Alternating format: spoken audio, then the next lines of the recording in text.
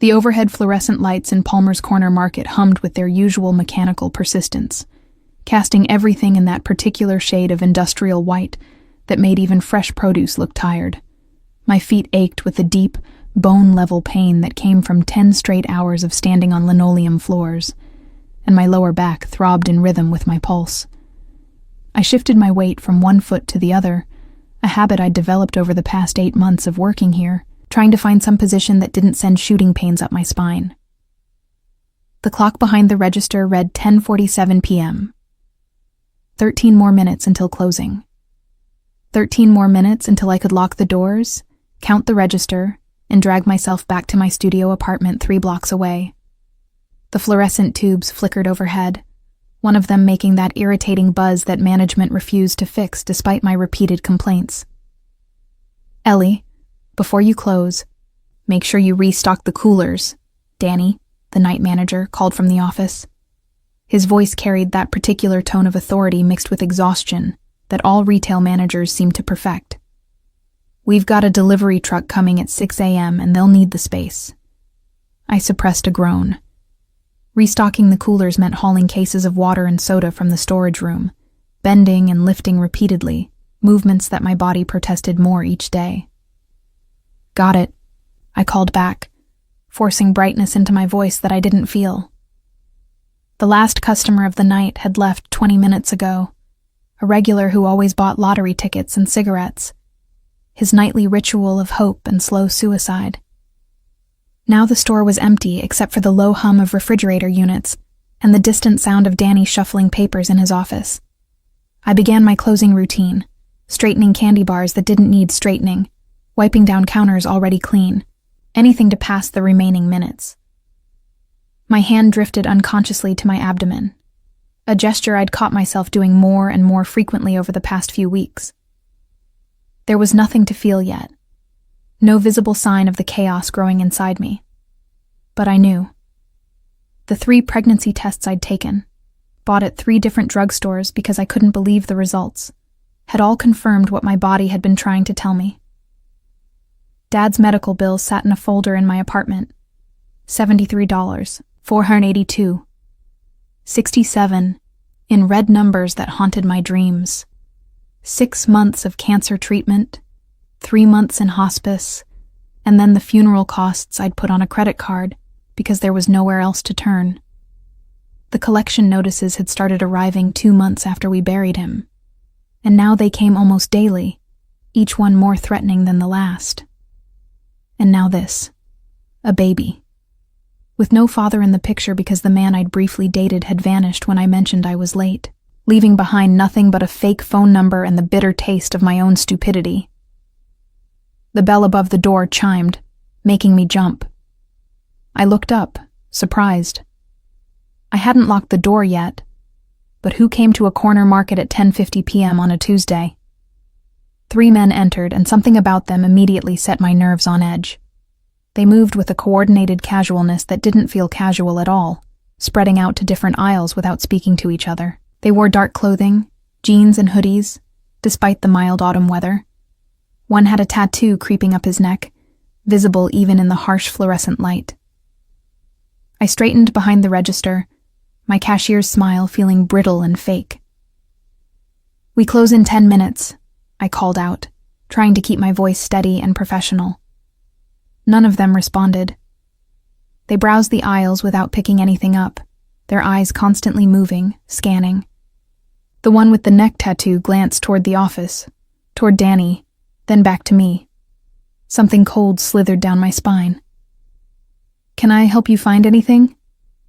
I tried again, my hand moving to the silent alarm button beneath the counter. Danny had installed it last year after a robbery at another market 6 blocks away. The men converged on the register, moving as a unit now, their pretense of shopping abandoned. The leader, the one with the neck tattoo, leaned against the counter, too close, invading my space with practiced intimidation. "Yeah, sweetheart," he said, his breath carrying the sour smell of beer and cigarettes. "You can help us. We need what's in that register, and we need it now." My finger found the alarm button and pressed. Nothing happened. No sound. No signal. It was supposed to be silent, I reminded myself. Supposed to alert the police without alerting the robbers. I had no way of knowing if it had worked. I said, "Open the register." His voice hardened, and one of his companions moved to block the view from the office, positioning himself so Danny couldn't see what was happening at the counter. My hand shook as I reached for the register. This was the moment where I was supposed to comply, supposed to give them what they wanted because nothing in that drawer was worth my life. That's what they taught us in the training video.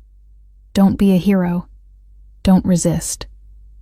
But my fingers fumbled on the keys, stress making me clumsy. The register wouldn't open. I tried again, punching in the code wrong, my brain refusing to remember the numbers I'd typed 1,000 times. "She's stalling," one of the other men said, his voice tight with tension. "Check the office." "No, wait, I'm not." My protest died as the leader's hand shot out, grabbing my wrist hard enough to bruise. "Open it. Now." The fluorescent lights flickered again, that irritating buzz growing louder, and then everything happened at once. The door chimed. A cold breeze swept into the store, carrying the scent of expensive cologne and something else. Something that made the hair on the back of my neck stand up. The grip on my wrist released instantly as all 3 men turned toward the entrance. A man stood in the doorway, and even in my panicked state, I noticed him. He wore a dark coat that probably cost more than I made in 6 months, perfectly tailored to his tall frame. His face was all sharp angles and controlled expression, dark eyes that swept the scene with the kind of calculated assessment that came from seeing violence before and knowing exactly how it would unfold. "Gentlemen," he said, his voice quiet but carrying an authority that made the words sound like a threat. "This establishment is closed." The leader with the neck tattoo straightened, trying to reclaim some of his diminished intimidation. "This doesn't concern you, man. Walk away." The newcomer didn't walk away. He didn't move at all, just stood there with his hands in his coat pockets, perfectly still in a way that somehow communicated more danger than any aggressive posture could have. "I'll give you one opportunity to leave," he said, still in that same quiet tone. "Take it." For a moment, the tableau held. 3 small-time thugs trying to rob a corner market, a terrified cashier behind the register, and this stranger who'd walked into the scene like he owned not just the store, but the entire block. The air felt heavy with potential violence, thick enough to choke on. Then one of the robbers, the youngest-looking one, broke first. "This isn't worth it," he muttered, already backing toward the door. "Come on, let's go." The leader hesitated, his pride warring with his survival instinct. His hand moved toward his waistband, toward what I could only assume was a weapon, and my heart stopped beating entirely. The stranger moved then, so fast I almost missed it. One moment he was standing by the door, hands in his pockets. The next he was across the store, his hand wrapped around the leader's wrist in a grip that made the man cry out in pain. Something clattered to the floor. Not a gun, I realized, but a knife. "Wrong choice," the stranger said, and twisted. The sound of breaking bone was distinctive, a wet crack that made me gag. The leader screamed, crumpling to his knees. The other 2 men ran, leaving their companion behind without a second glance. The door chimed again as they fled into the night, their footsteps echoing down the empty street. Danny emerged from the office, his face pale, his phone already in his hand. "I'm calling the cops," he said, his voice shaking. The stranger released the crying man, letting him collapse fully to the floor. "That won't be necessary," he said, pulling out his own phone. "I'll handle this." He made a call, speaking in low tones I couldn't quite hear over the rushing sound in my ears. Within minutes, 2 more men arrived, these ones in suits, professional and efficient. They collected the sobbing robber and left without a word, as if this was routine for them, as if cleaning up violent incidents in corner markets was just another Tuesday night task. Throughout it all, the stranger kept glancing at me, his dark eyes assessing, calculating something I couldn't begin to understand. When the store was finally empty again, when Danny had retreated to his office to not call the police despite every protocol saying he should, the stranger approached the register. "You're hurt," he said, and I realized he was right. My wrist was already bruising where the robber had grabbed me, dark fingerprints marking my skin. "I'm fine," I said automatically, even though I wasn't fine at all. My hands were shaking so badly I couldn't stop them, and my legs felt like they might give out at any moment. "You're not fine," he corrected, his tone matter of fact. "You're in shock. You should sit down." "I need to close the store," I protested weakly, even as black spots danced at the edges of my vision. "I need to count the register, and that can wait."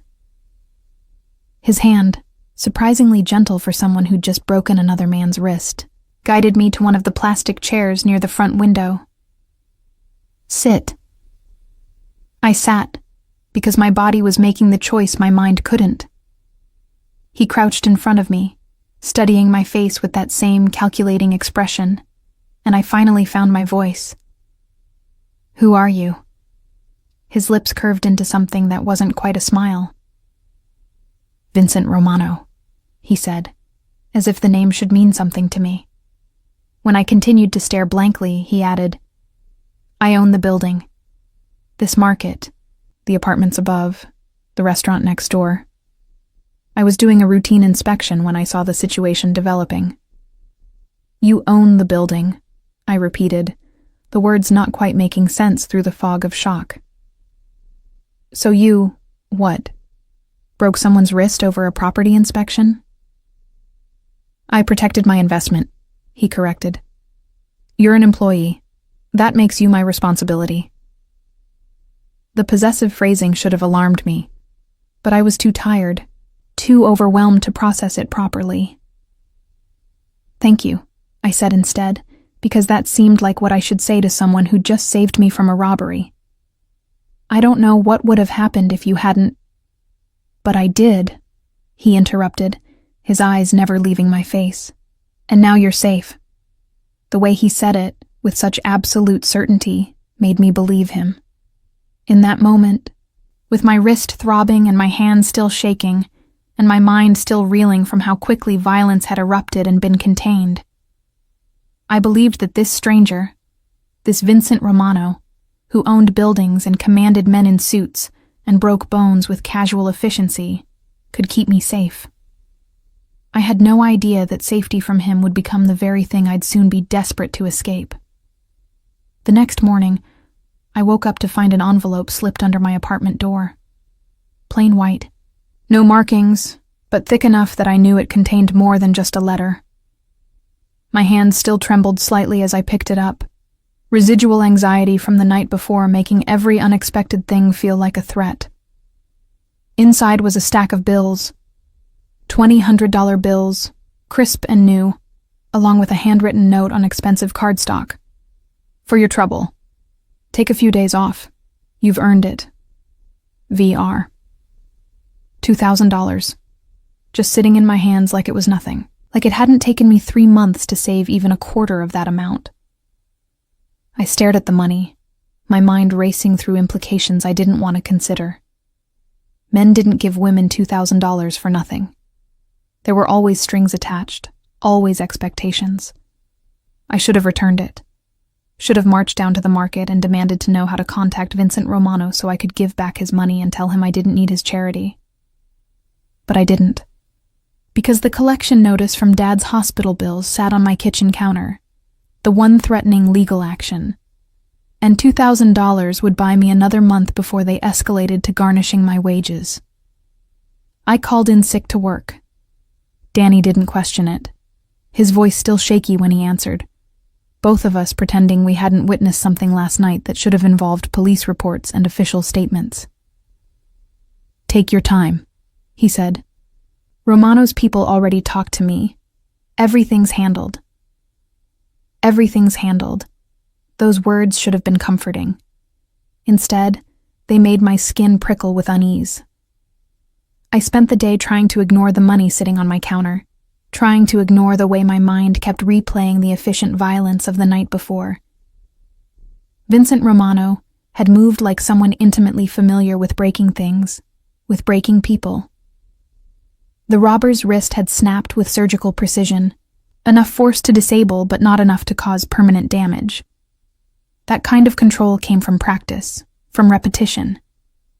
Who was he, really? I pulled out my phone and searched his name. The results made my breath catch. Vincent Romano. Real estate developer.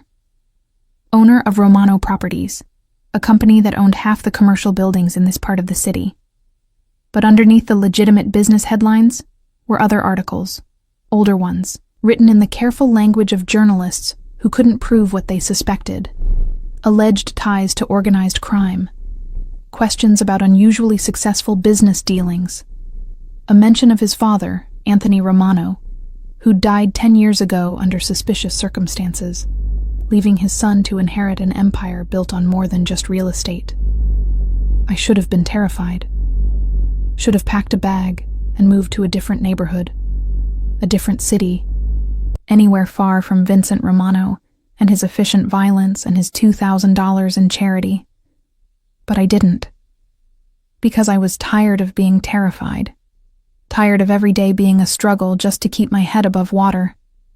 And because, in some twisted way, having someone dangerous owe me a favor felt safer than being completely alone and vulnerable. My phone buzzed 3 days later. Unknown number. My thumb hovered over the decline button before curiosity won out. Hello? Miss Sanders. That voice, quiet and controlled, instantly recognizable, even though I'd only heard it once. Vincent Romano. I wanted to check on how you're recovering. My heart hammered against my ribs. How did you get my number? You filled out paperwork when you started working at the market. Emergency contact information, phone number, address. I own the building, remember? I have access to employee records. The casual admission of what should have been a privacy violation made my skin crawl. That's not exactly legal. No, he agreed, sounding utterly unconcerned. But then, many necessary things aren't. How's your wrist? I glanced down at the fading bruises, yellow-green now instead of the deep purple they'd been days ago. Fine. It's fine. Good. I'd like to take you to dinner. To properly apologize for the trauma you experienced at my property. That's not necessary, I said quickly. You already sent the money, which I appreciate, but I insist. Tomorrow night. I'll send a car to pick you up at 7. I didn't agree to 7 o'clock, Miss Sanders. Wear something nice. He ended the call before I could protest further.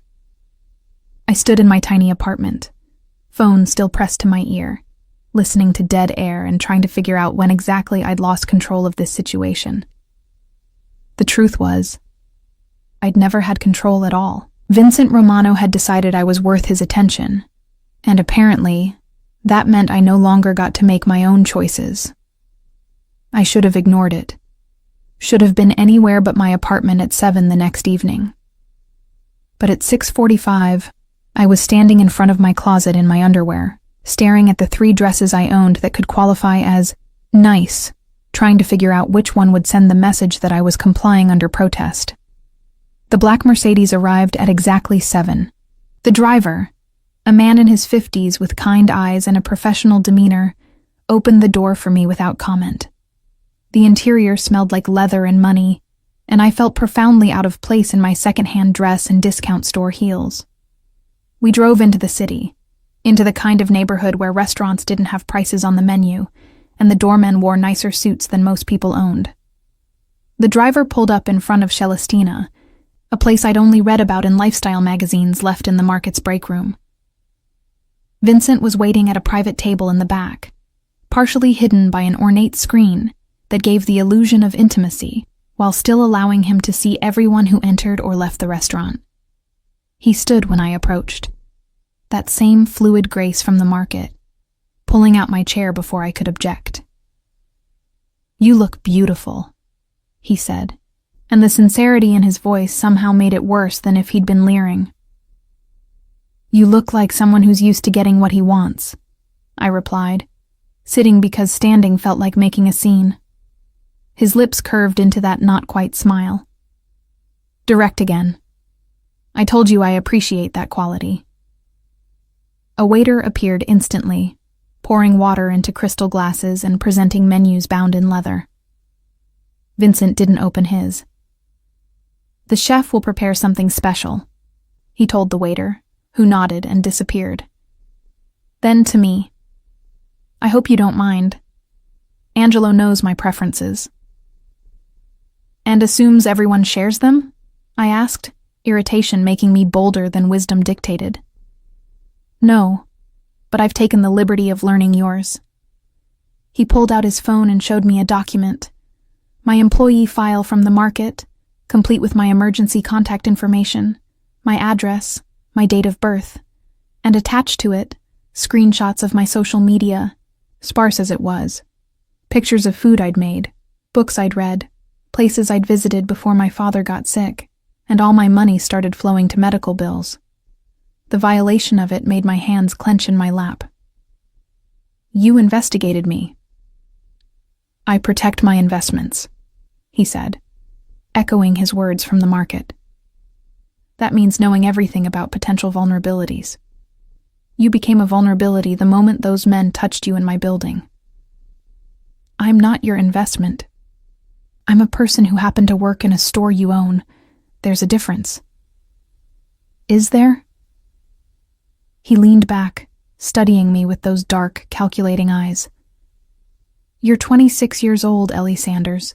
You moved to the city 4 years ago to help care for your father when he was diagnosed with stage 4 pancreatic cancer. You worked 3 jobs during his treatment, dropped to 1 after he died, because you were too exhausted to function.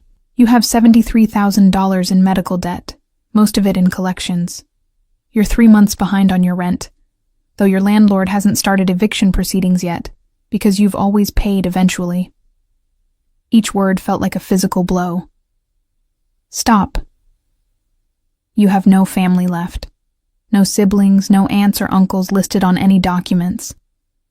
Your mother died when you were 12. You have 2 friends you see regularly, both of whom have been trying to get you to move in with them, because they're worried about you. You refuse because you're too proud to accept help." He paused, his expression unreadable.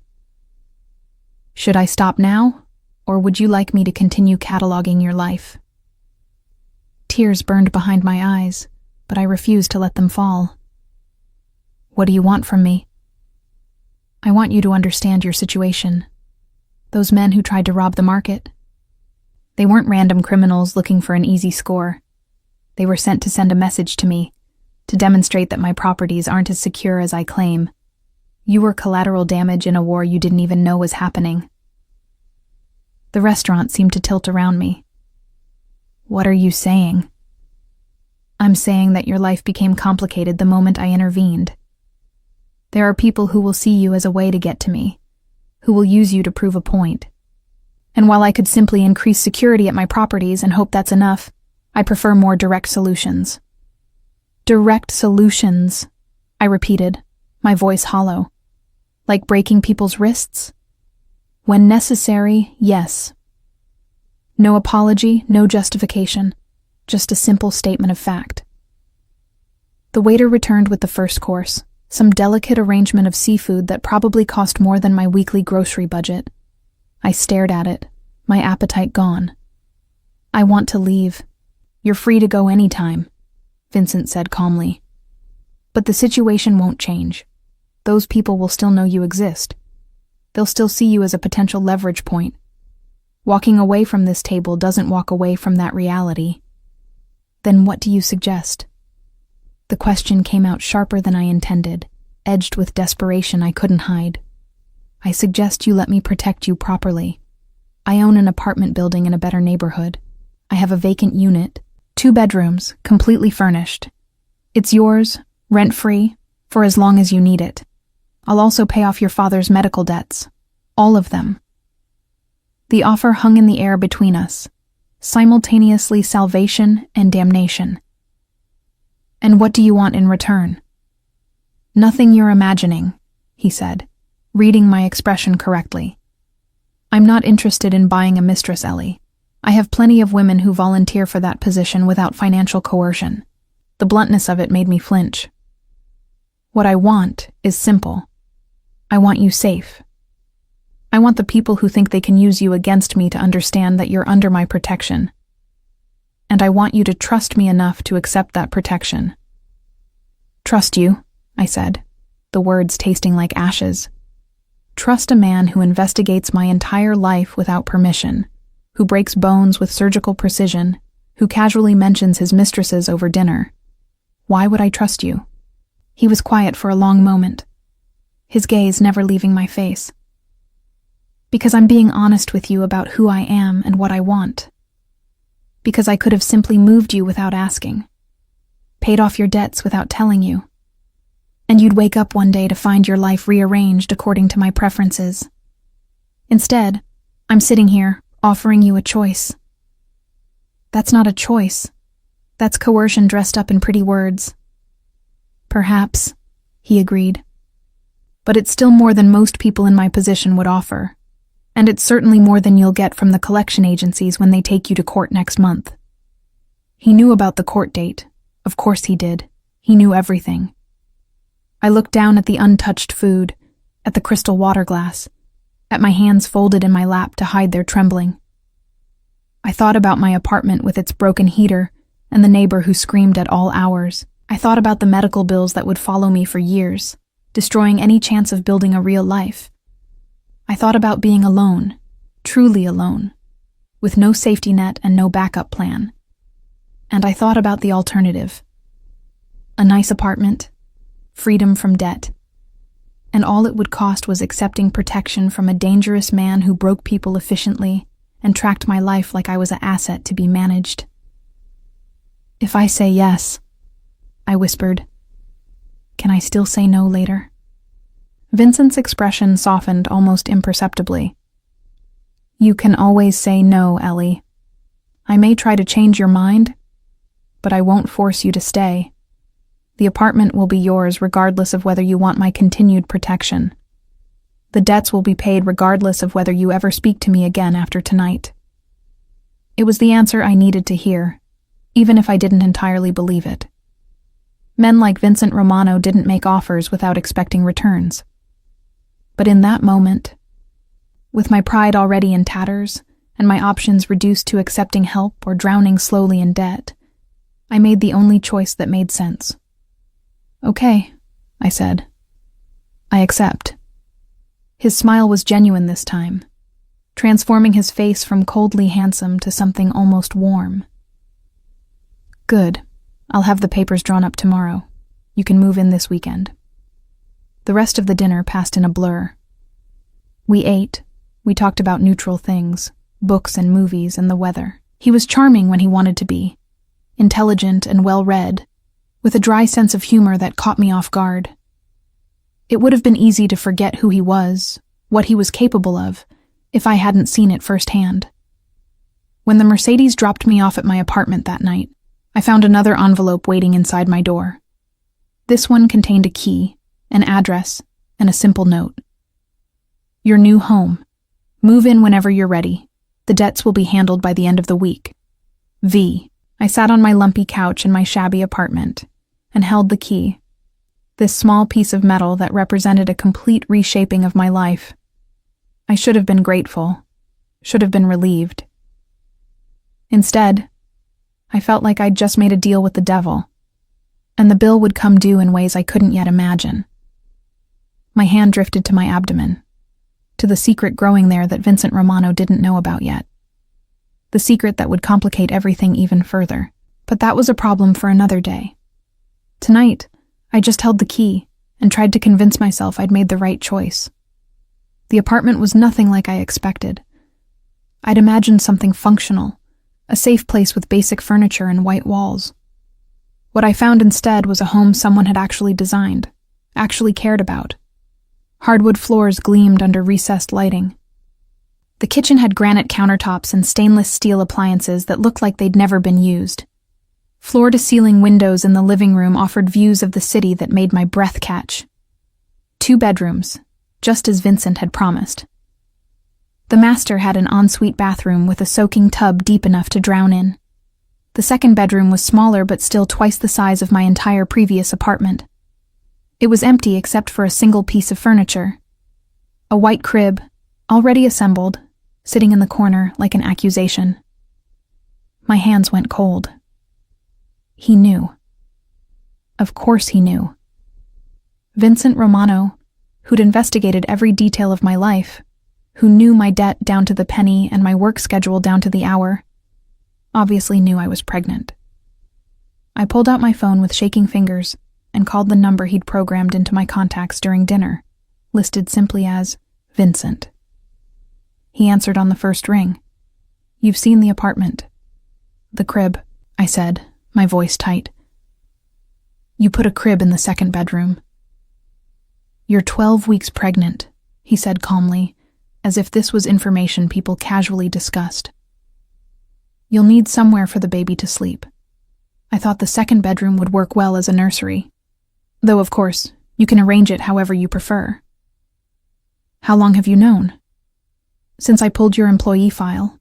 Your health insurance claims are listed. You had a pregnancy confirmation appointment 6 weeks ago at the clinic on 5th Street.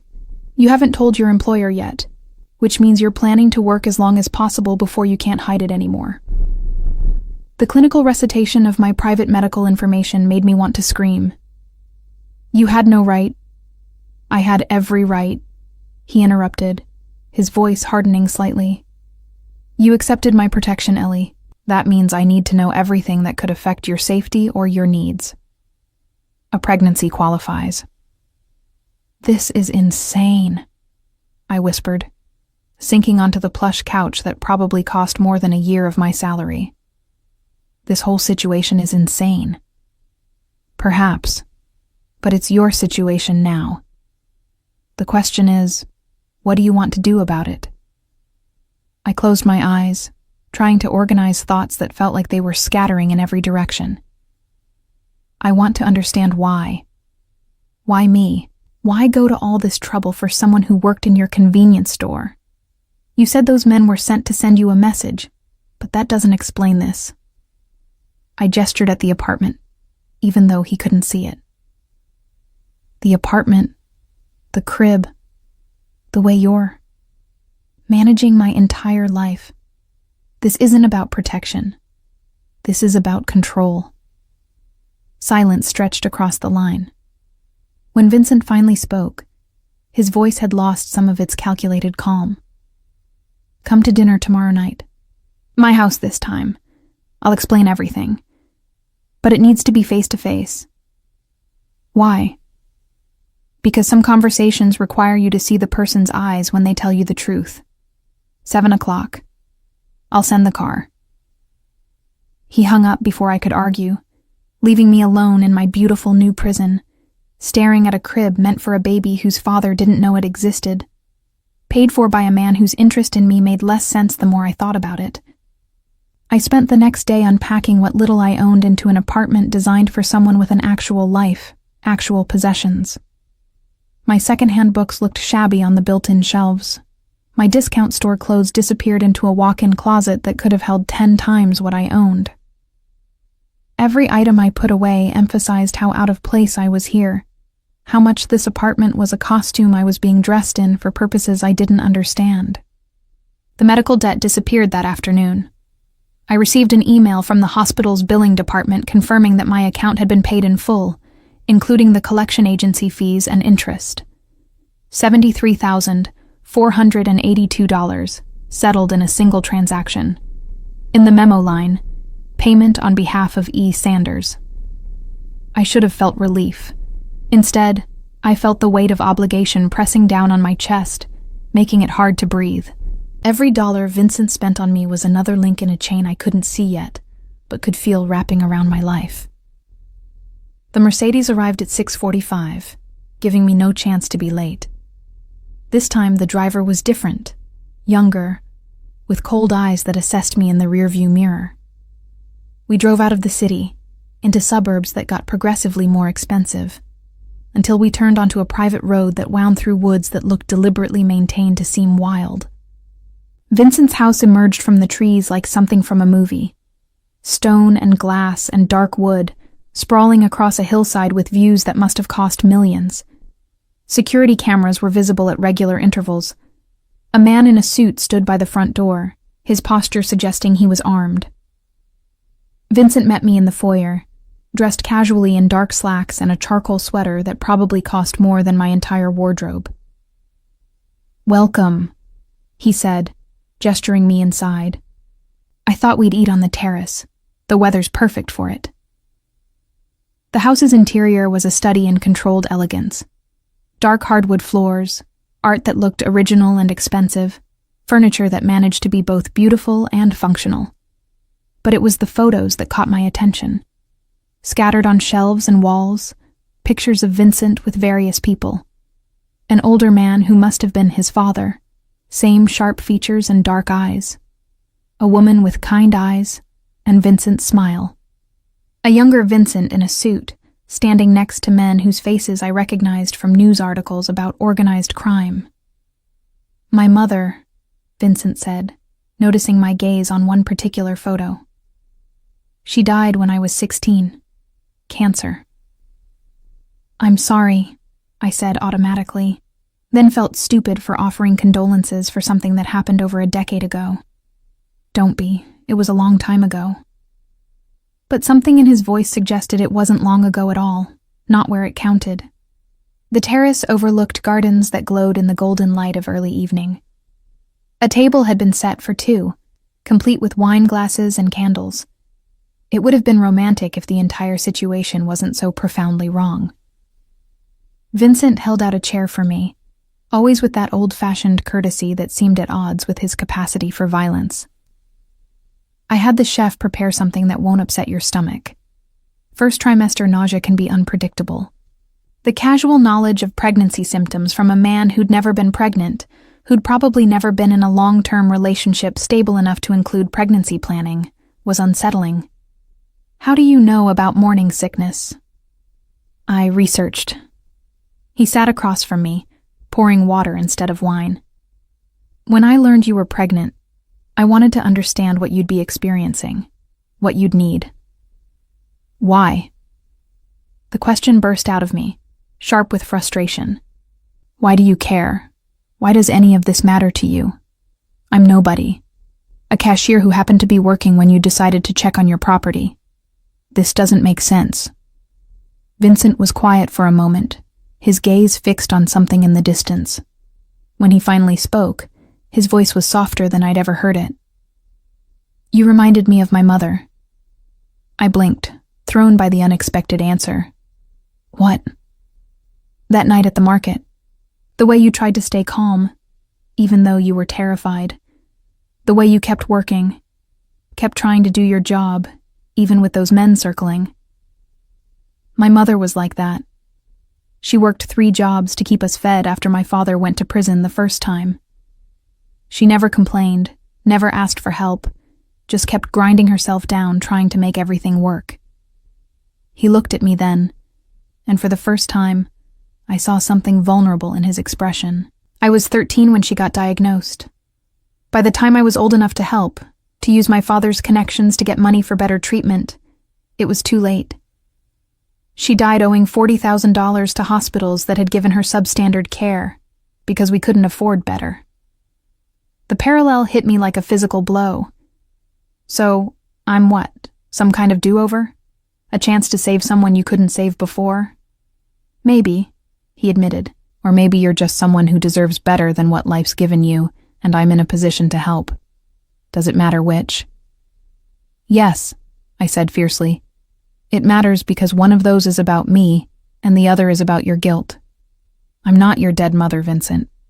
I'm not a proxy for your trauma." "I know that," he said quietly. but knowing it doesn't change the fact that watching you struggle with debts you didn't deserve, with a pregnancy you're facing alone, reminds me of watching her die slowly because we couldn't afford the care she needed. And this time, I can actually do something about it. A server appeared with the first course, some kind of soup that smelled amazing despite my lingering nausea. We ate in silence for a few minutes, both of us processing the conversation. "Tell me about the baby's father," Vincent said eventually. I flinched. "There's nothing to tell. He was a mistake. When I told him I was late, he disappeared, blocked my number, moved out of his apartment. Gone. I don't even know if Jake was his real name." "Jake Morrison, 29, worked as a pharmaceutical sales rep," Vincent said, and my fork clattered against the bowl. "He's currently in Philadelphia, living with a girlfriend he got engaged to 2 months ago. He has a history of this, actually. At least 3 other women in different cities with similar stories." The casual recitation of information that should have been private made my head spin. "You investigated him too?" "Of course. You're carrying a child. I needed to know if the father was going to be a problem, if he had rights he might try to assert, if he posed any danger to you or the baby. And he's a coward who preys on women in vulnerable positions. He won't be a problem because he doesn't want to be found. And if he ever changes his mind, I'll make sure he understands that his choices have consequences." The threat was delivered in the same calm tone he might use to discuss the weather.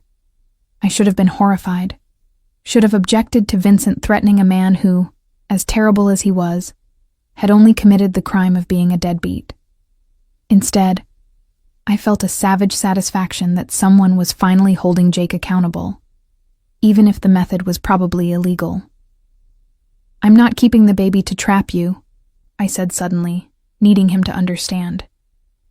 "I know this complicates your whole protection scenario. If you want me to move out, to refuse your help, I will. I don't want you to feel obligated." "Ellie," he interrupted gently, "I'm not offering help because I feel obligated. And I'm not asking you to give up your child to make my life easier. What I'm offering is simple. Let me help you build a life where you and your baby are safe, secure, and have every opportunity you deserve. No strings. No expectations beyond accepting the help I want to give." "There are always strings," I whispered. "Always expectations. Men don't do things for nothing." "You're right," he agreed. "I do expect something. I expect you to let me be part of your life, not romantically, not unless you decide that's what you want, but as someone who cares about your well-being, who wants to see you succeed, who wants to watch that baby grow up safe and loved. Is that too much to ask? It should have been. The whole thing should have been too much, too strange, too complicated. But sitting on that terrace with the sunset painting the sky in shades of gold and amber, with this dangerous man looking at me like I was something precious he wanted to protect, I found myself wanting to believe it was possible. "What if I want to go back to work?" I asked. "What if I don't want to be some kept woman living in your apartment and spending your money?" "Then work. The apartment is yours regardless." I meant what I said, Ellie. No strings. If you want to keep your job at the market, keep it. If you want to find something else, I can help with that too. If you want to go to school, start a business, pursue whatever dreams you had before life got in the way. Tell me what you need, and I'll make it happen." "Why?" I asked again, because I still didn't understand. "Why me?" He reached across the table, his hand covering mine. His skin was warm, his touch surprisingly gentle. "Because everyone deserves at least one person who believes they're worth protecting. And right now, you don't have anyone else. So let it be me." The tears I'd been holding back finally spilled over. I cried for my father, for the debts that had crushed me, for the baby I was terrified of raising alone, for the loneliness that had become so constant I'd stopped noticing it. And Vincent just sat there, holding my hand, letting me fall apart without judgment or discomfort. When I finally got myself under control, embarrassed by the display, he handed me a napkin with a small smile. Feel better? No, I admitted. But I think I needed that anyway. Good. Now eat. The next course is better, and you need the protein. We finished dinner with lighter conversation. He asked about my dreams, the ones I'd shelved when Dad got sick. I told him about wanting to open a bakery someday, about recipes I'd collected and perfected over years of stress baking. He listened like it mattered, like my small dreams were just as important as his empire. As the Mercedes drove me home that night, back to my new apartment with its promise of security and its weight of obligation, I realized I'd agreed to something I still didn't fully understand. Vincent Romano had walked into my life with violence and money and an agenda I couldn't quite see, and I'd let him stay because the alternative was drowning alone. The question was whether his protection would save me or destroy me, and I had no idea which outcome I should be hoping for. 3 weeks passed in a strange new rhythm. I kept working at the market, partly because I needed the routine, and partly because Vincent had been true to his word about not controlling my choices. But everything else had shifted in ways both subtle and profound. The apartment stopped feeling like a costume and started feeling like home. I bought plants for the windows, pictures for the walls, small touches that made it mine. The crib in the second bedroom remained empty, waiting, a constant reminder of the future rushing toward me whether I was ready or not. Vincent called every few days, always with some practical question. Did I need anything for the apartment? Was I keeping my prenatal appointments? Had anyone bothered me? The conversations were brief, professional almost, which somehow made them more unsettling than if he'd been overtly possessive. Then Danny called me into his office on a Tuesday afternoon, his expression grave in a way that made my stomach drop. "Ellie, I need to talk to you about something," he said, gesturing to a chair. "Close the door." I did, my mind racing through possibilities. Had someone complained about my work? Had they found out about the pregnancy? Was I being fired? "Vincent Romano called me this morning," Danny said, and my blood went cold. "He wanted to make sure I was accommodating your pregnancy, making sure you weren't lifting heavy things, that you were getting breaks, that kind of thing." Mortification burned through me. "Danny, I'm so sorry. I didn't ask him to." "I know you didn't. But here's the thing." He leaned forward, his voice dropping. "I've known Vincent Romano for 15 years. My family used to own this building before we sold it to him when my dad got sick. He's been a good landlord, fair, doesn't jack up the rent every year like some of these corporate vultures. But he's also not a man you want getting personally involved in your life." "What do you mean?" Danny was quiet for a moment, seeming to choose his words carefully. "The Romanos have been part of this neighborhood for 3 generations. They're respected, feared even. When Vincent's father ran things, you paid for protection whether you wanted it or not. Vincent's more subtle, but the principle's the same. Once he decides something or someone belongs to him, he doesn't let go easily." "I don't belong to him," I said, but the words felt hollow even as I said them. "Don't you?" Danny asked gently. "He paid your debts. He set you up in one of his best apartments. He's calling your employer to make sure you're being taken care of. Those aren't the actions of someone offering casual help, Ellie. Those are the actions of someone claiming ownership." The truth of it made me feel sick. "What should I do?" "I don't know," Danny admitted. "Maybe nothing. Maybe Vincent really does just want to help, and I'm being paranoid. But be careful. Men like him, they don't do anything without expecting returns. And the bill always comes due eventually." I left work that day feeling like the ground had shifted beneath my feet again. Danny's warning echoed in my head, mixing with my own doubts, creating a cocktail of anxiety that made my hands shake as I unlocked my apartment door. Vincent was sitting on my couch. I screamed, dropping my bag, my heart hammering so hard I thought it might burst.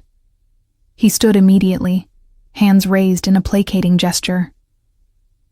"I'm sorry. I should have called first," but we need to talk, and it couldn't wait. How did you get in here? I demanded, trying to slow my racing pulse. I have the only key. I own the building, Ellie. I have access to all the units. He said it like it was reasonable, like breaking into my apartment was a perfectly normal thing to do. Get out, I said, anger replacing fear. Get out right now or I'm calling the police. Please don't. Just give me 5 minutes. After that, if you want me to leave, I'll go and I won't come back unless you ask me to. Something in his voice, an urgency I hadn't heard before, made me hesitate. 5 minutes. Talk. He ran a hand through his hair, the first time I'd seen him anything less than perfectly composed. There's been a development. Marco Talvetti, one of my father's old rivals, found out about you, about the apartment, the debts I paid. He thinks you're important to me. I'm not important to you, I said automatically. But he thinks you are, which amounts to the same thing in his mind. He's been making inquiries, having you followed. My security picked up on it 3 days ago. The rooms seemed to tilt. Followed? Nothing direct yet, just surveillance gathering information. But it will escalate. That's how Marco operates. He'll wait until he thinks he has leverage, and then he'll use it. So you brought this danger to my door, I said, the words coming out cold and sharp.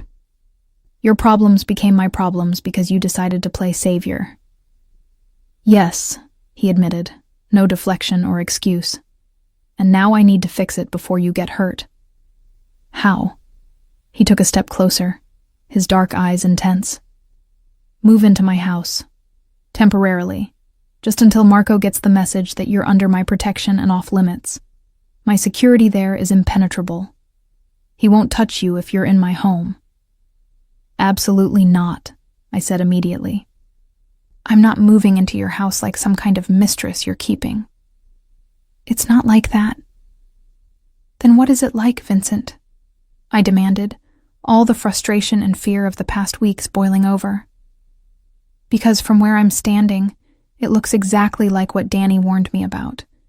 You've wrapped yourself around my life so completely that I can't move without you being involved. And now you're telling me the only solution to the danger you brought is to let you control even more?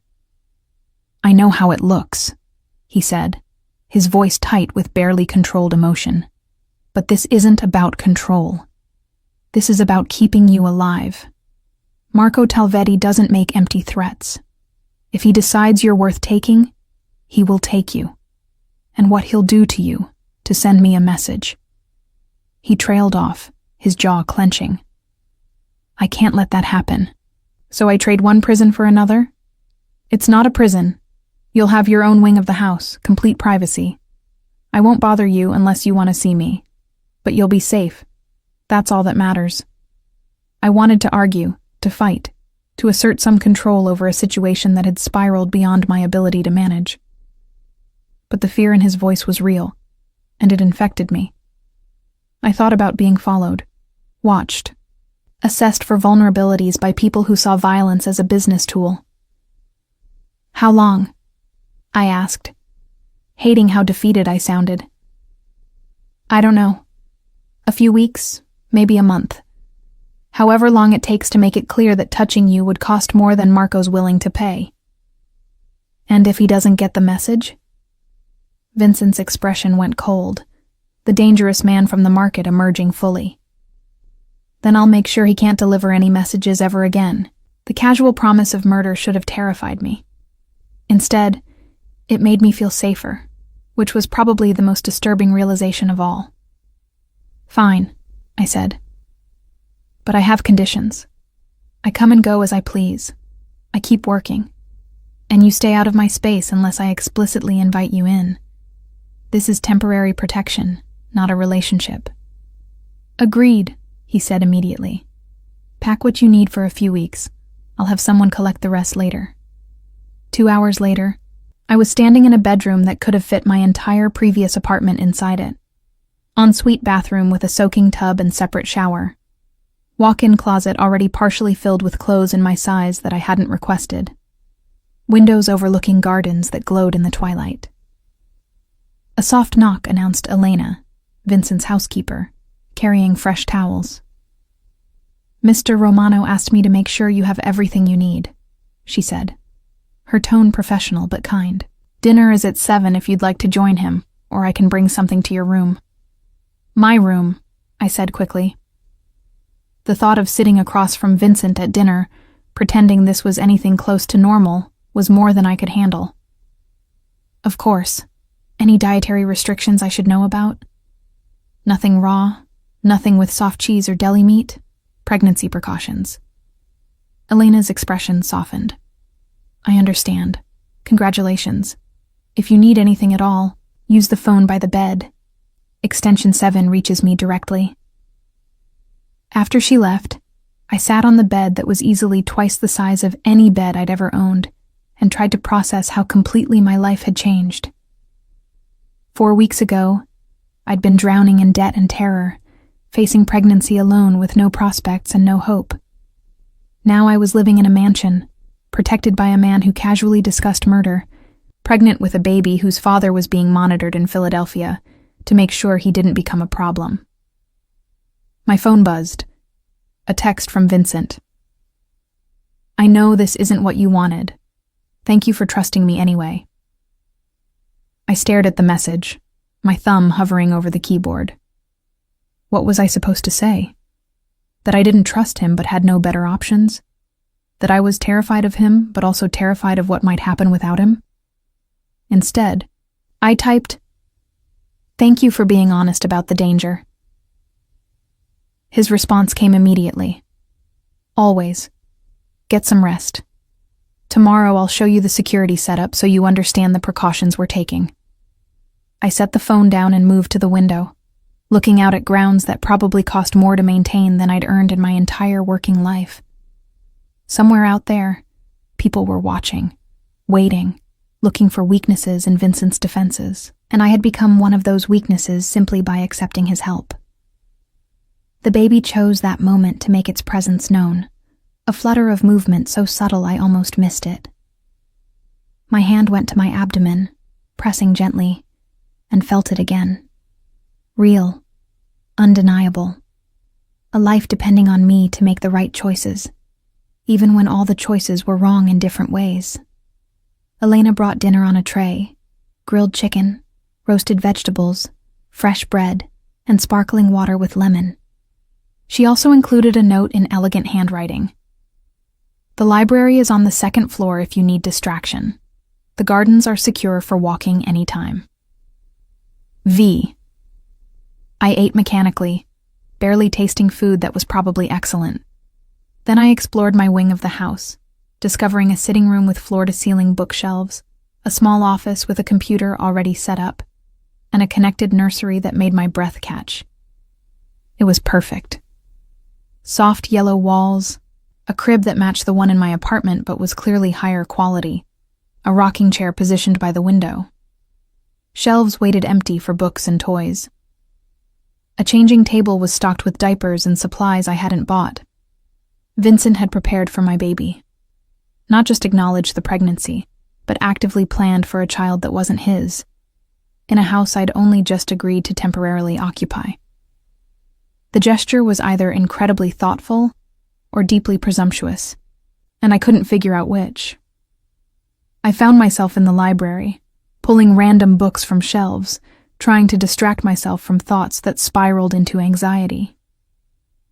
That's where Vincent found me an hour later, curled up in an oversized chair with a novel I wasn't actually reading. "I thought you'd be asleep," he said from the doorway, not entering without invitation. "Can't sleep. Too much thinking." "May I?" He gestured to the chair across from mine. I nodded, and he settled into it with that same careful grace. We sat in silence for a moment, the house quiet around us. "The nursery," I finally said. "That was presumptuous." "It was," he agreed, "but I wanted you to know that the baby is welcome here, that this isn't just about keeping you safe temporarily. Whatever you decide about our arrangement, that child deserves the best start possible." and I'm in a position to provide that. You can't buy your way out of whatever guilt you feel about your mother, I said, more gently than before. I know. But maybe I can make sure another child doesn't grow up watching their mother slowly die from treatable illness because they can't afford better. That's not buying anything, Ellie. That's just doing what's right. The sincerity in his voice made my chest ache. You're not nearly as cold as you pretend to be. A ghost of a smile touched his lips. Don't tell anyone. I have a reputation to maintain. We talked until past midnight, about nothing and everything. He told me about his mother, about watching her work herself to death, trying to provide. I told him about my father, about the slow horror of watching cancer consume someone you love. We compared notes on grief and guilt and the weight of obligations we never asked for. When I finally went to bed, exhausted and emotionally drained, I realized that Vincent Romano had become something I'd never expected. A friend. Maybe the most dangerous kind of friend. One whose protection came with invisible strings and expectations I couldn't quite see. But in that moment, with Marco Talvetti's threats looming and my baby growing inside me, I was grateful not to face the darkness alone. Even if the man keeping the darkness at bay had plenty of darkness of his own. Living in Vincent's house was like existing in two worlds simultaneously.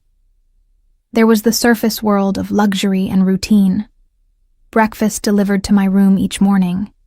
Elena checking on me with maternal concern. The gardens I walked through while trying to process my new reality. And then there was the undercurrent of danger that ran beneath everything, visible in the security cameras positioned at every corner. The men in suits who patrolled the grounds. The way Vincent's phone rang at odd hours with conversations conducted in low, tense voices. I'd been there for a week when I first saw the full extent of Vincent's empire. I'd woken early, restless with pregnancy insomnia, and wandered downstairs looking for tea. Voices drew me toward Vincent's office, the door slightly ajar, and I found myself pausing in the hallway, listening to a conversation I definitely wasn't supposed to hear. The shipment from Colombia cleared customs without inspection, a man's voice said, but the distribution network in Brooklyn is compromised. 2 of our warehouses were raided last week. Marco's work? Vincent asked, his tone deadly calm.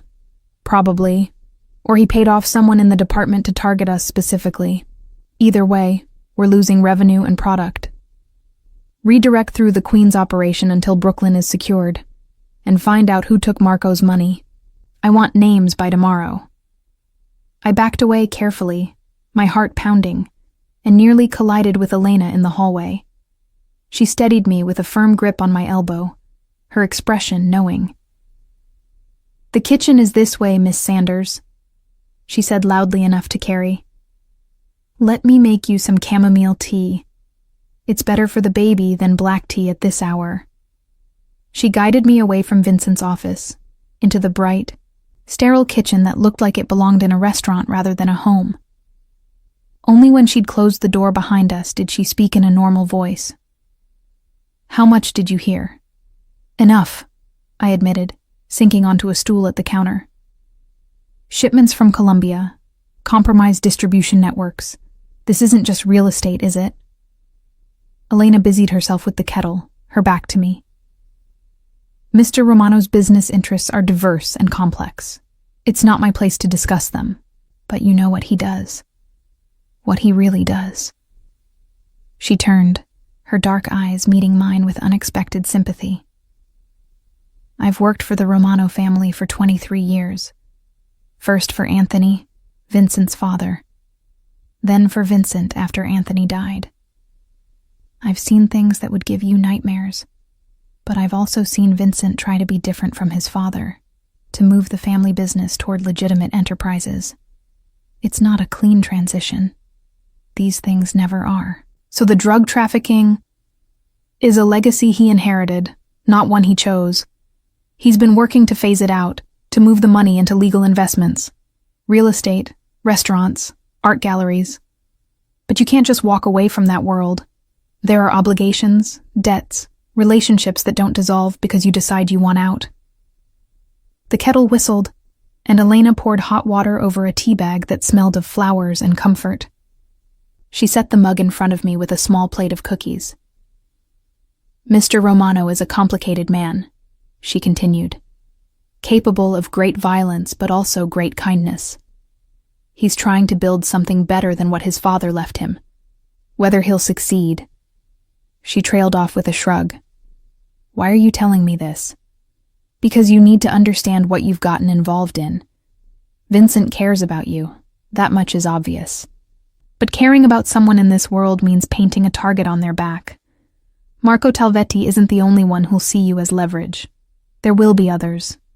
And Vincent will do whatever it takes to protect you, which will create more enemies, more danger, more complications. I wrapped my hands around the warm mug, letting the heat seep into my cold fingers. So I'm trapped. Either I stay under his protection and accept that I'm a target, or I leave and become vulnerable to all the people who think I matter to him.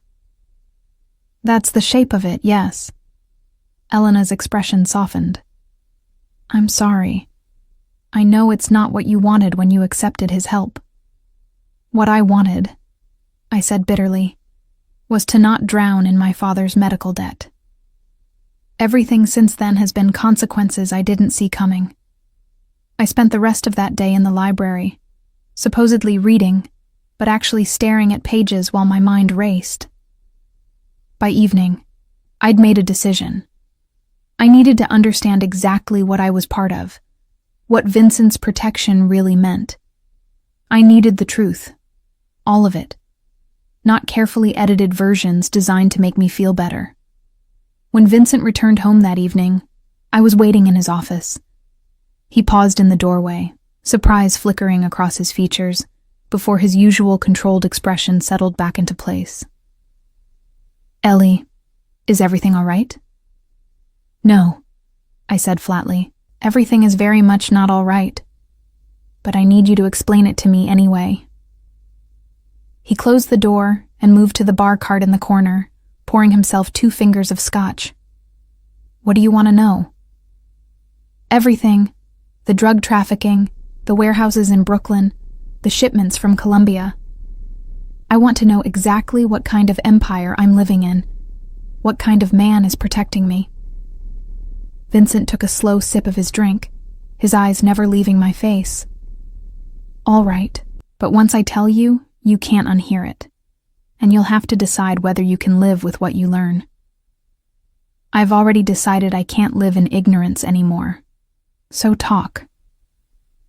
He settled into the chair behind his desk, the leather creaking softly. My father built his fortune on vice. Drugs, gambling, prostitution, loan sharking. He was good at it, ruthlessly efficient. By the time he died, he'd established networks that spanned the entire East Coast. I inherited all of it when I was 23. And you continued it. For a while, yes, because walking away wasn't an option. You don't just retire from organized crime. The people who work for you, who depend on you, they need leadership. The rivals who see weakness, they attack. If I'd tried to simply shut everything down, there would have been a war. People would have died, innocent people caught in the crossfire. He took another drink, his gaze distant. So I made a different choice. I started legitimizing the money. Bought real estate, restaurants, art galleries, anything that could turn dirty money into clean investments.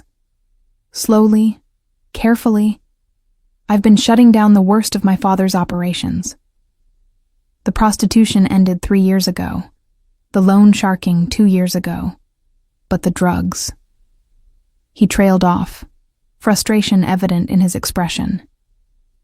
The drugs are harder, I finished. Much harder. The profit margins are too good. The demand too high. And the people who supply us, who depend on those distribution networks, they don't accept "I want out" as a valid business decision. So I'm stuck in a slow extraction, trying to phase out the drug operations while not triggering a war that would kill dozens of people and destroy everything I've built. The shipment from Colombia, I said. That's cocaine. Yes, and it will be the last one. I've been negotiating an exit for 6 months. One final shipment to fulfill my obligations, and then the Colombian connection is severed. The distribution networks in Brooklyn and Queens will be sold to another organization, and I'll be out of the drug business entirely. Except Marco Talvetti is making that difficult. Vincent's expression darkened. Marco thinks if he can disrupt my operations enough, make me look weak and unreliable, the Colombians will switch their business to him. He's been systematically attacking my infrastructure, paying off cops to raid my warehouses, intimidating my distributors. It's a hostile takeover attempt disguised as territorial aggression. And I'm caught in the middle because he thinks hurting me will hurt you. Yes. The single word carried a weight of regret. Which is why you need to stay here, under my protection, until I can neutralize Marco as a threat. Neutralize, I repeated. You mean kill. I mean remove him as a factor in the equation. Whether that requires killing him depends on whether he's smart enough to accept a negotiated peace. Vincent set down his glass and leaned forward. I know this isn't the life you wanted. I know I've complicated everything by inserting myself into your world. But I'm trying, Ellie. I'm trying to build something better than what my father left me, trying to protect the people I care about while extracting myself from a business that's been slowly poisoning everything it touches. The sincerity in his voice was undeniable, but so was the reality of what he was describing. You're still a criminal. You're still trafficking drugs, still using violence to solve problems, still operating outside the law. Yes, he agreed simply. I am. And if that makes it impossible for you to stay, I understand. But know that even if you leave, my protection extends to you. Marco won't touch you whether you're living here or not. That's not negotiable. I stood, needing to move, to process this information while in motion. The office suddenly felt too small, the walls too close. I need time to think. Take all the time you need. Vincent rose as well, always with that courtesy that seemed so at odds with everything else about him. For what it's worth, I'm sorry. Sorry that helping you put you in danger. Sorry that my world is so ugly and complicated. Sorry that you have to make these impossible choices. I left without responding, retreating to my wing of the house, to the bedroom that had started feeling safe until tonight's revelations reminded me that safety was an illusion. I was living in a drug lord's mansion, accepting protection from a man who casually discussed murder and cocaine shipments. The father of my child was being monitored in Philadelphia, like a potential security threat. And somewhere out there, Marco Talvetti was planning ways to use me against Vincent. The baby moved inside me, a flutter of life that had become more frequent and noticeable in recent weeks. I pressed my hand against my abdomen, feeling the reality of another person who would be affected by every choice I made. Could I raise a child in this world? Could I accept Vincent's protection, knowing what that protection was built on? What violence it might require? Could I walk away and trust that his promise of safety would hold when I wasn't under his roof, accepting his help? I spent 3 days wrestling with these questions, barely eating, sleeping in fits and starts. Elena brought meals I picked at. Vincent stayed away, giving me space, though I saw him in the gardens sometimes, his phone pressed to his ear, dealing with problems I could only imagine. On the 4th day, Marco Talvetti made my decision for me. I was walking in the gardens, trying to clear my head, when one of Vincent's security team approached at a run. "Miss Sanders, inside, now." The urgency in his voice sent ice through my veins. He hustled me into the house, into Vincent's office, where Vincent was watching multiple security feeds on an array of monitors. "What's happening?" I demanded. Vincent pointed to one screen showing the front gate. A car was parked there, and someone had draped a banner across the hood. "Send out the girl or we come in." Marco's people, Vincent said, his voice tight with controlled fury. They've been out there for 10 minutes. They haven't tried to breach the perimeter yet. But this is an escalation. They want me. It wasn't a question. They want to force my hand. This is Marco testing my resolve, seeing if I'll negotiate or if I'll fight. I watched the screen, watched men in dark clothing milling around the car, their body language aggressive and confident. They thought they had the advantage. They thought Vincent would blink first. "What are you going to do?" I asked. Vincent was quiet for a long moment, his jaw tight. "What I have to. I'm going to end this tonight, permanently. Marco has made his final mistake." The cold certainty in his voice should have terrified me. Instead, I felt a savage satisfaction that someone was finally taking action, finally stopping the threat instead of just reacting to it. "I want to help," I heard myself say. Vincent turned to me, surprise evident in his expression. "Ellie, I'm not helpless. I'm not some damsel who needs to hide while you fight my battles. If this is my life now, if I'm staying in this world, then I need to be part of it.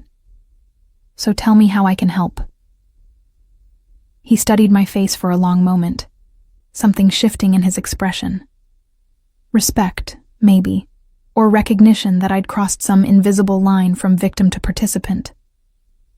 "All right," he said. "Then let me show you exactly what protecting you requires. But know that once you see it, once you're part of this, there's no going back to not knowing. Are you sure?"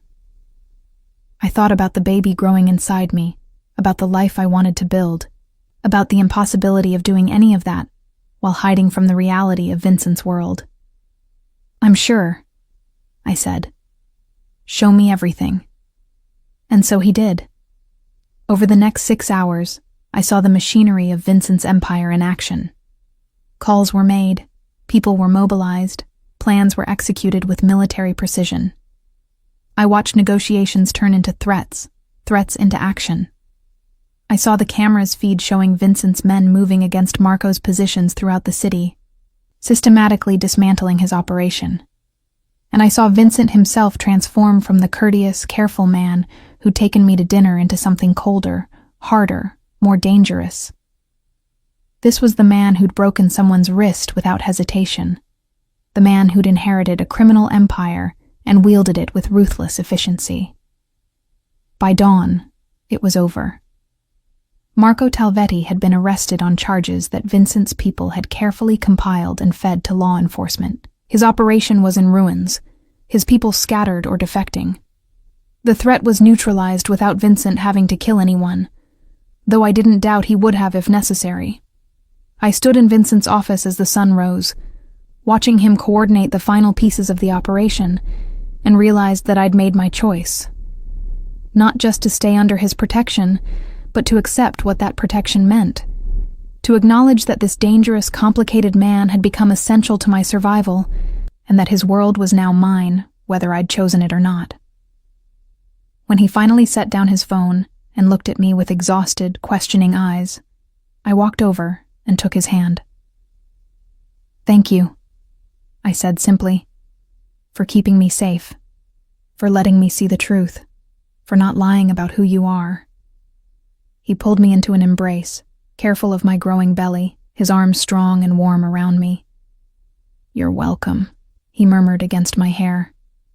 "And Ellie, you're not just someone I'm protecting anymore. You're part of this family now. That means something in my world. It means everything." I leaned into his chest and let myself feel safe for the first time in months. Even knowing that safety came with a price I was still learning to calculate. 18 months later, I stood in front of the bakery window, watching early morning sunlight paint gold across the sign. Sweetness and light. My bakery. My dream made real with Vincent's investment, but my recipes, my vision, my sweat and tears poured into every detail. Inside, display cases gleamed with pastries I'd baked since 4 a.m. The espresso machine I'd learned to operate hissed and gurgled. 3 employees I'd hired myself were prepping for the morning rush. It was everything I'd imagined during those long nights caring for my father, when dreaming felt like the only escape from reality. My hand rested on my hip where Maya typically perched. She was with Vincent this morning, giving me time to open the shop without managing an energetic 14-month-old who'd inherited her mother's stubbornness and, worryingly, Vincent's ability to charm her way into anything. Maya, my daughter, the baby I'd been terrified to raise alone, who now had more family than I'd ever imagined. Elena doted on her like a grandmother. Vincent's security team took turns amusing her during their shifts, and Vincent himself had proven to be unexpectedly devoted, reading her stories in Italian, teaching her to recognize different types of pasta, carrying her through the gardens while naming every flower. He'd never asked to be called father.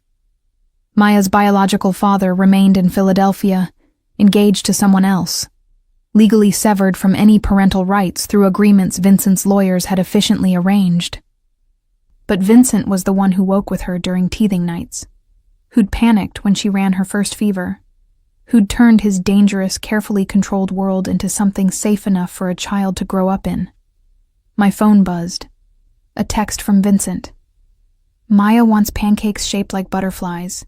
Elena says I'm spoiling her. I say she deserves to be spoiled. Who's right? I smiled, typing back. Both. Make her eat some fruit too. Negotiating with a toddler is harder than negotiating with the Colombians. They were more reasonable. The Colombians. A reminder that Vincent's world, while drastically changed, still carried echoes of what it had been. The drug operations had ended as promised. The final shipment, the last one. His empire now ran on legitimate businesses: real estate, restaurants, art galleries, and a controlling interest in my bakery. Marco Talvetti was serving 15 years in federal prison. Other rivals had either been absorbed into Vincent's organization or convinced that peace was more profitable than war. But legitimacy was relative in Vincent's world. His methods remained ruthless, even when the business was legal. Competitors who tried to undercut his restaurants found themselves facing unexpected health inspections. Property developers who wouldn't sell land he wanted discovered financing problems. He'd traded cocaine for capitalism, but the underlying philosophy remained the same. Control the territory, eliminate threats, protect what's yours. And I was his. Not in the possessive ownership way I'd initially feared, but in something deeper and more complicated. We'd never formally married, never even officially dated in any conventional sense. But we lived together, raised Maya together, built a life that existed somewhere between partnership and arrangement. The bell above the bakery door chimed, and Vincent entered carrying Maya on his hip. She squealed when she saw me, reaching out with chubby arms. "Mama! Pancakes like butterflies!" I took her, breathing in her baby shampoo smell, feeling the solid weight of her in my arms. "Did you thank Vincent for breakfast?" Maya planted a wet kiss on Vincent's cheek. "Thank you." Then, with the attention span of a toddler, she pointed at the pastry case. "Cookie?" "After lunch," Vincent and I said simultaneously, which made Maya pout in the way that usually got her exactly what she wanted from Vincent. "Don't look at me like that," he told her. But I could see him weakening. "Your mother said no." "Your daughter inherited your negotiating skills," I said, setting Maya down to toddle toward one of my employees who adored her. "She's going to be dangerous when she's older." "Our daughter," Vincent corrected quietly, the possessive clear in his tone. He'd been doing that more lately, claiming Maya as his in ways both subtle and overt. And yes, she will be. Which is why we're teaching her to use those skills wisely. I studied his face, seeing new lines around his eyes, threads of silver in his dark hair. The stress of transforming an empire took its toll even on someone as controlled as Vincent. "How are the negotiations going?" He knew I meant the final pieces of legitimization, the last connections to his father's legacy that he was systematically severing. Slowly.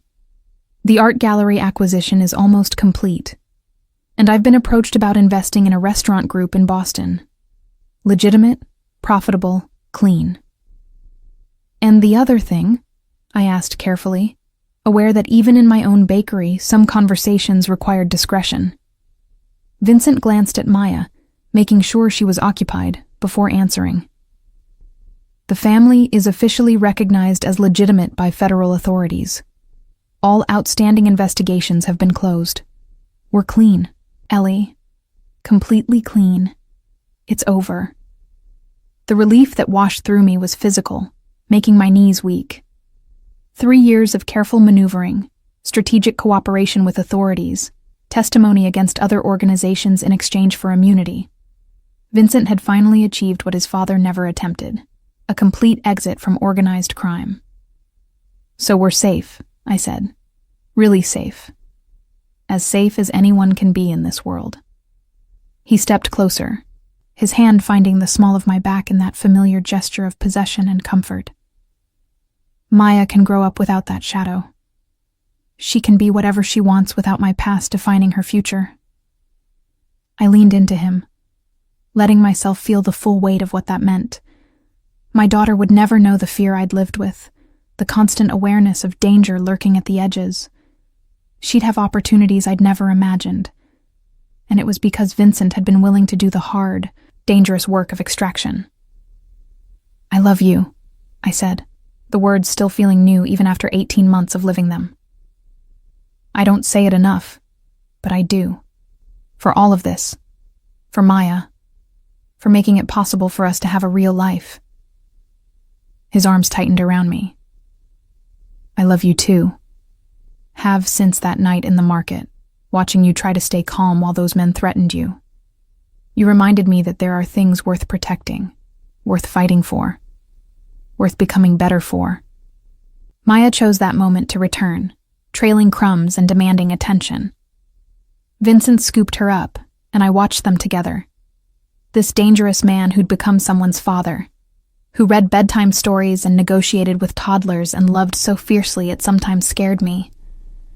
The morning rush started then, customers flowing in for their coffee and pastries, the bakery coming alive with the energy I'd dreamed of. Vincent stayed for an hour, helping where he could, mostly just existing in my space with Maya. He'd learned to share me with my dream, just as I'd learned to share him with his empire. When he finally left, Maya protesting being taken home for her nap, he kissed me goodbye with a promise to return for lunch. I watched them go, this makeshift family I'd accidentally created, and felt something close to contentment. The afternoon brought unexpected visitors. 2 women, well-dressed and nervous, asking to speak with me privately. I took them to the small office in the back, already knowing this conversation would be complicated. Ms. Sanders, the older one began. I'm Catherine Chen, and this is my colleague Amanda Rivera. We're from the Women's Shelter Alliance.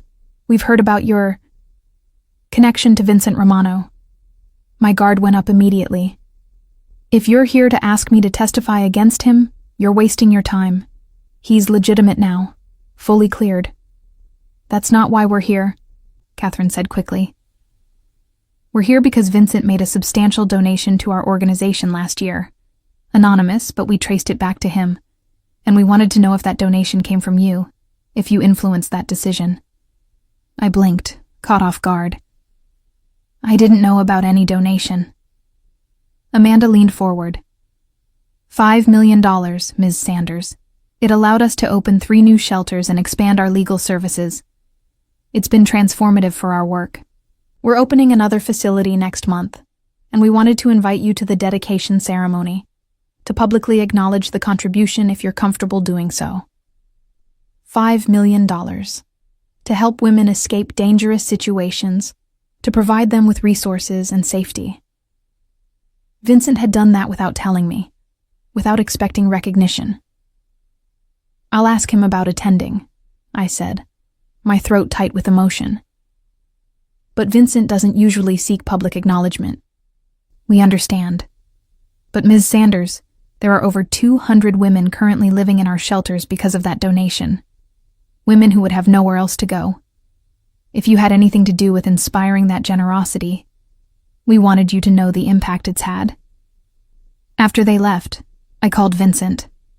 $5 million to women's shelters? He was quiet for a moment. You found out about that. Why didn't you tell me? Because it wasn't about recognition. My mother died without resources, without help, because no one offered her a way out. I can't change that, but I can make sure other women have options she didn't. It seemed like the least I could do. I closed my eyes, overwhelmed by the complexity of this man, capable of such violence but also such unexpected kindness. They want us at a dedication ceremony next month. Then we'll go, if you want to, if you're comfortable being publicly associated with my charity work. I'm comfortable being publicly associated with you, period.